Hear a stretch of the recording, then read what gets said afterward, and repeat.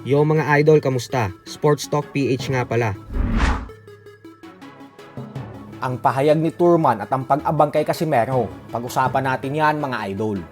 Ngunit bago ang lahat ay huwag kakalimutang mag-subscribe at i-click ang notification bell button for more sports talk. So bagamat nga po isa ang former Unified Welterweight World Champion Kit one-time Turman sa pinakamaangas na nakalaban ng ating pambansang kamauuman ni Pacquiao, kung saan panay pang iinsulto ang mga sinasabi nito sa kanya bago sila magtuos mahigit 4 na taon na ang nakakalipas, ay hindi nga po natin maikakaila na pagkatapos sa kanyang ipatikim ni Pacquiao ang kanyang kauna-unahang talo sa kanyang buong professional boxing career, ay wala na talaga itong ibang masasamang sinabi patungkol sa nag-iisang 8th Division World Champion ng boxing. At bagkus, puro magagandang bagay na lamang ang sinasabi nito kay Pacquiao. Isang patunay lamang na talagang nire-respeto niya na ng gusto ang ating fighting senator magmula nang maranasan niya ang bagsik ni Pacquiao sa ibabaw ng lona.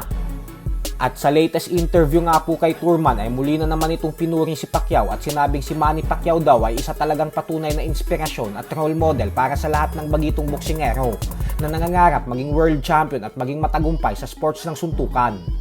Paliwanag ni Turman na wala na daw kasi talagang makakapantay sa dedikasyon at passion ni Pacquiao sa sports ng boxing. Giit pa nito na hindi niya daw maitatanggi na idolo niya na talaga si Pacman, kasi mala Muhammad Ali umano ang impact at nagawa ni Pacman sa mundo ng boxing, kung saan bagamat natatalo ito, ay talagang pinapakita daw nito kung paano bumangon at muling makabalik sa tuktok ng boxing. Ayon kay Turman ay ibigay na daw natin kay Floyd Mayweather Jr. ang pagiging isang undefeated fighter. Subalit hindi daw porket walang talo si Mayweather ay ibig sabihin lamang na ito kay Pacquiao. Dahil ang katotohanan umano ay mas nakakabilib yung ginagawa ni Pacman na muling makabangon kapag nanggagaling sa pagkatalo. Bukod dyan ay yung naging impact daw ni Pacquiao at Muhammad Ali sa labas ng boxing ay ibang klase daw talaga. Wala daw ibang boksingero na nakagawa ng mga nagawa ng dalawang legends na ito.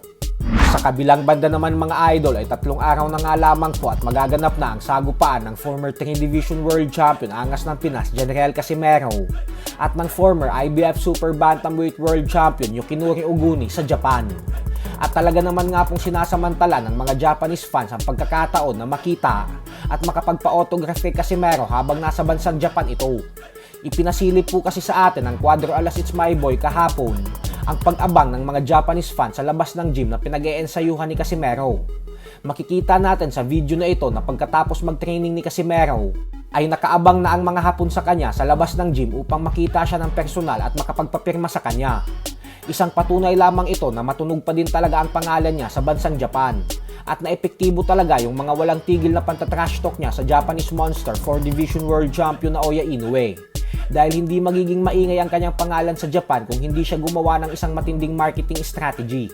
So hanggang dito na lang po muna tayo mga idol.